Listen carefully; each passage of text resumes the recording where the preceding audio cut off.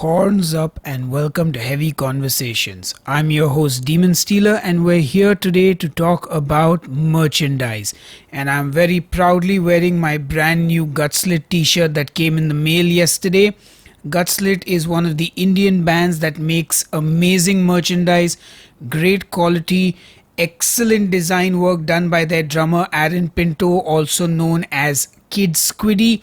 So big shout out to Aaron and Gutslit, and if you're a fan, definitely check out their new prints. So merchandise, it is one of the most important revenue streams for bands these days because people can download your music for free and pirate it, but they can't download a t-shirt. So merch becomes a very integral part in the band's sort of financial ecosystem. And we're going to talk about what is merch exactly. Should your band be making merch? How do you make the best use of your merchandise, and what's the best way to sell your merch as well? So we're going to talk about all of that in detail today. So obviously when we think of merchandise, most of us are thinking of t-shirts because that is the sort of biggest or the highest selling item rather. It's easy to print, it's relatively cheap, you can also sell it at an affordable price to your fans. Everybody needs a t-shirt and it is the biggest selling merch item, I would think. Apart from this, there is a lot of other apparel that you can make merchandise out of. So you've got shorts, you've got track pants, you've got hoodies, sweatshirts, beanies, underwear, swimsuits, all sorts of stuff. You got things like mugs, beer glasses. You've got bands making innovative merch like coffee and wine and pasta. So given that the musical landscape has changed so much and merch is more important now than ever before, bands are really getting innovative. Behemoth has done coffee, Satyricon has done wine, Iron Maiden has a beer, Flesh God Apocalypse has pasta. I mean, the world is your oyster, And I think bands that are capitalizing on this are very smart. But does this work for every band? Of course not. If you're a brand new band with hardly any followers or fans, you can't really afford to make a coffee for your band because that's not really going to sell. But should you be making merch at all? Absolutely. So here's my take on when a band should be making merchandise. When you start your band, the first thing I tell every artist to get done is a logo. Save some money, hire a good designer and get a kick-ass logo made for your band. And that logo is also your first merch design. So the day you actually release your first song, the day you play your first concert, that is the day you should have merch available for sale. Yes, you may only have 100 likes on your Facebook page. Maybe only 5 people are in the audience when you perform. But if even one person wants to buy your merch to support you and you don't have anything to sell, you've lost an opportunity. You might think, oh, it's just one person, but that one person will wear your t-shirt proudly. Maybe his or her friends will see the t-shirt and be like, hey, that's a cool logo or that's a cool artwork. I mean, this t-shirt itself, if I wear it and walk around and I meet people, they're all like, wow, that design. My therapist looked at this and said, wow, that's really interesting. That t-shirt is cool. So your merch is like a walking billboard for your music. So why would you lose an opportunity to have that happen? So you should definitely get merch made even if you're a brand new band.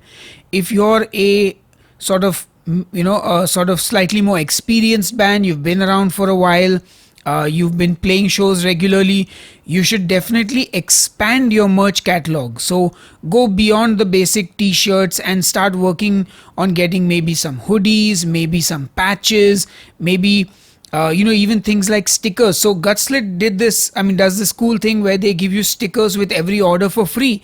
And that's another great way to kind of promote their artwork, their band, and everything. Because I know people will stick it on their laptops. Next time they're sitting in a coffee shop, somebody might look at the laptop and be like, hey man, cool stickers. What does that say? Because sometimes you can't read the logo of a death metal band. You'll be like, gut slit. Oh, what the hell is that? And you're like, it's a death metal band. Oh, I've never heard any death metal. You should listen to it. And the conversation follows. So never underestimate the power of having your merch being worn by your fans, being represented in public. And also sometimes you sell merch because it just looks cool. Like there might be somebody who sees this t-shirt who's just a fan of horror movies and be like, you know what, I want to own this. They may find Gutslit too heavy. Maybe they are more into King Diamond and Iron Maiden, or maybe they like some extreme form of dubstep or something, but they find the artwork cool. At the end of the day, that's money in the bank for Gutslit, which helps them make the next album. And as a fan of the band, that's all I really want for the band, to be able to sustain their musical career and to be able to keep making music. And there's always this debate from metalheads who are very elitist sometimes about certain things and very like, oh, if you don't know the band, you should not wear the t-shirt. But I would like to say I don't agree with that. At the end of the day, as long as that's a genuine piece of merchandise, not some bootleg from Southeast Asia somewhere, because those are another problem for bands that are like, especially on a scale of Cannibal Corpse and Napalm Death and Metallica and Slayer, when their merch gets pirated in other countries where they don't have official distribution. And while that is again good for the band in terms of promotion, but it is also taking money away from the band that they should rightly be earning. So my thing is, if someone likes the t-shirt design, there's no reason why they shouldn't buy the merch. At the end of the day, every single merch item that sells helps the band.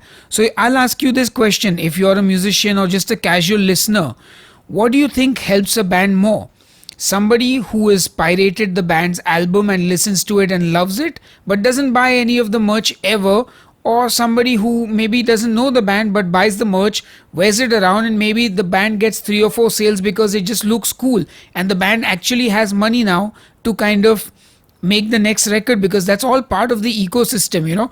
Today it's not one thing alone that helps bands to actually keep making music, to fund their tours, to even fund the next print, because these designs are not cheap.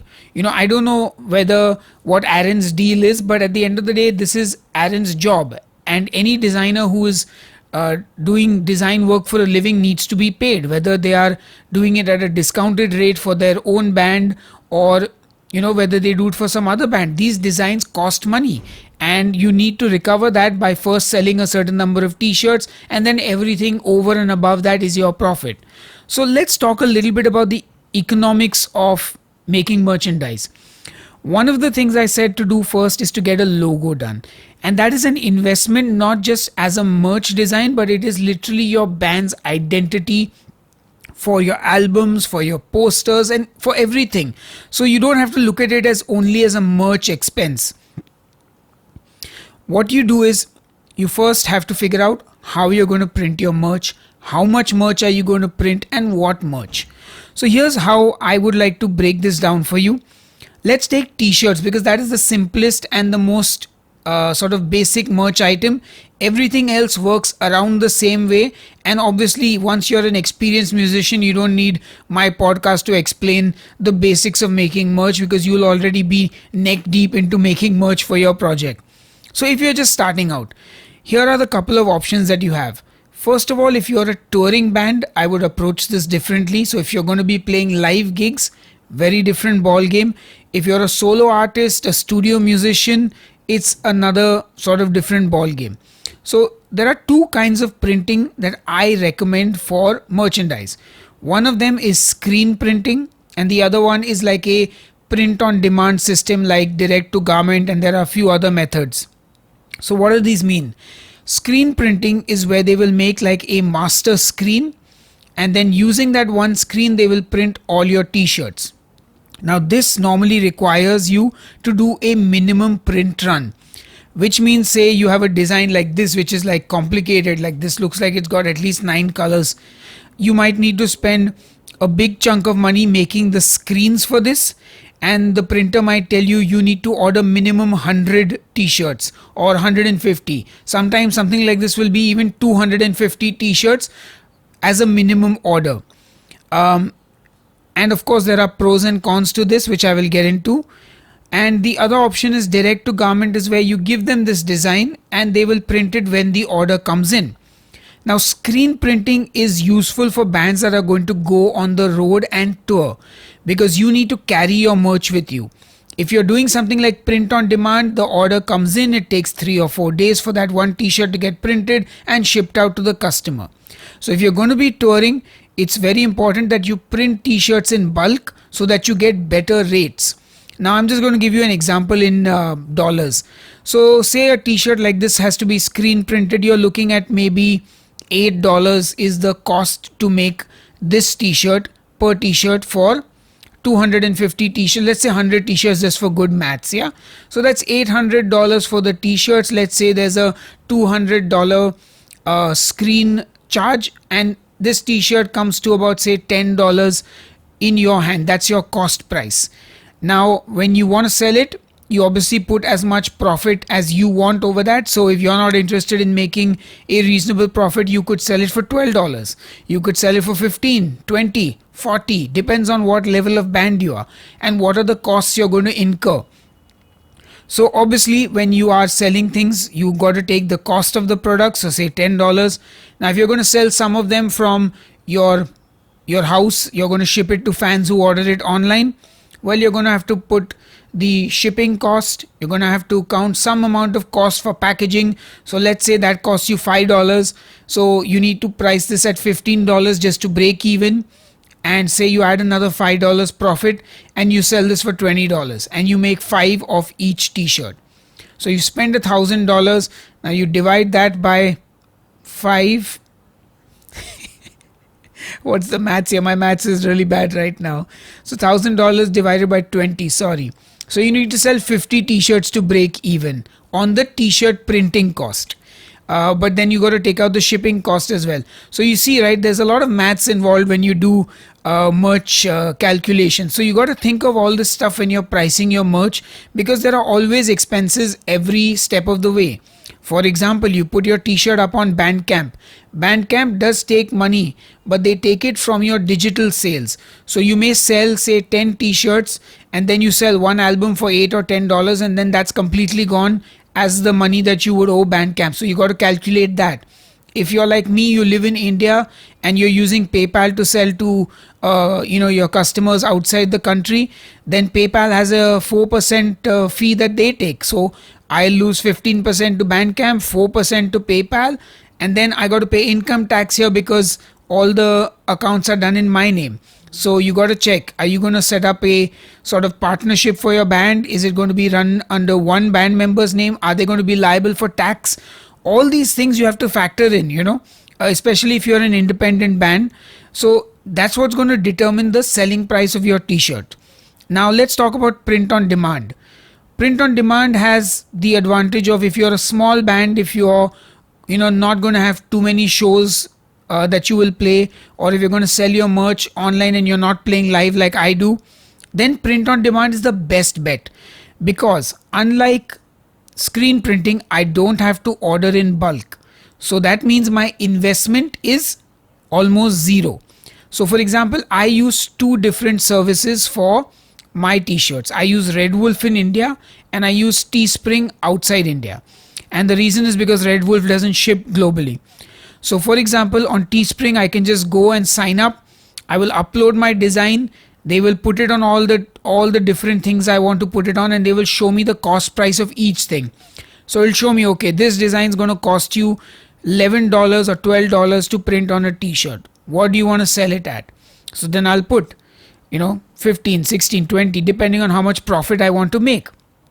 Similarly with Red Wolf, they will say, hey, this t-shirt is going to cost you $6.99 to print and ship and send to customers. How much profit do you want to make? So I'll be like, okay, price it at $9.99. So I'll make 299 rupees per t-shirt. Now obviously the disadvantage with this printing is the cost price is much higher. So if I did this in a screen printing, say I would pay $8 for digital printing on print on demand, I'm paying $12. So it's like a $4 difference. So there is a huge price difference. So I will definitely make less profit on this, but I have no risk here. Of course, like I said, if you're touring and you're going to be selling 20, 30 t-shirts every show, it's best to do it in bulk and get the best rate possible. Also, the other advantage of doing DTG or print on demand is I don't have to worry about t-shirt sizes. Now, if I am printing 250 t-shirts, I have to tell the printer, okay, do 20 extra small, 20, 4XL, 10 or 20 triple XL, and the balance you break up in large, medium, and XL. And suppose you sell out of XL and somebody wants to buy an XL and you're sold out, there's nothing you can do. You have to wait for the next round of screen printing, or put in an extra order of a minimum quantity once again. And it's a lot more investment, a lot more work to get that done. Here, if you want XL, L, medium, I have no worry. The sizes are all available because they're all black t-shirts, and the printer will just use the sizes for whatever design order they get. And if they are running low on certain stock, they'll just reorder more black t-shirts, and that's their headache. So those are the main differences between screen printing and print on demand. And obviously, based on what kind of artist or band you are, you can make the decision on which one makes more sense for you. Now, obviously, as you grow as an artist, as you make more sales, as you get more designs done, you will obviously have more merch to sell, and you'll also be more sort of well versed with selling merch because you've gone and printed your first t-shirt. It's just like playing music. They say one show is equal to 10 rehearsals. You print one merch design and then you're like, hey, I can print all the other merch. Great, I know how to handle the printers, I know who to talk to. So it becomes easy then. And merch is, I think, going to remain a very important part for most bands these days because, like I said, you can't download a t-shirt, you can download an album, and merch forms one of many parts of what the income sources are for bands. And I'll discuss those other income sources in future podcast episodes. But I'd love to know which are some of your favorite bands that put out merch. What is the most insane merch that you have purchased? What's the most unique merch you have seen? Like I said, these days, especially if you're a known band, if you've been around in the scene for a while, it's very important to kind of do something that also gets you noticed. Like Flesh God Apocalypse, they're Italian, they did pasta. That was insane. I think that was a brilliant idea. Behemoth, coffee, amazing. Iron Maiden, like metalheads love beer, so Iron Maiden did a beer. Satyricon, they themselves drink wine, so they had a wine done as well. And the thing is, these sort of novelty items, you can do them in limited batches. There are bands that have done hot sauces, things like booty shorts. There are, I don't know, you guys let me know what are the crazy merch items you have seen.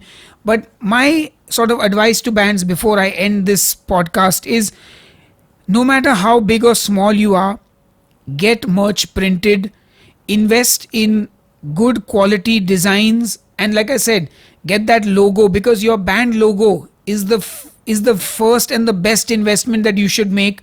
I made the mistake of not getting a band logo done when we started.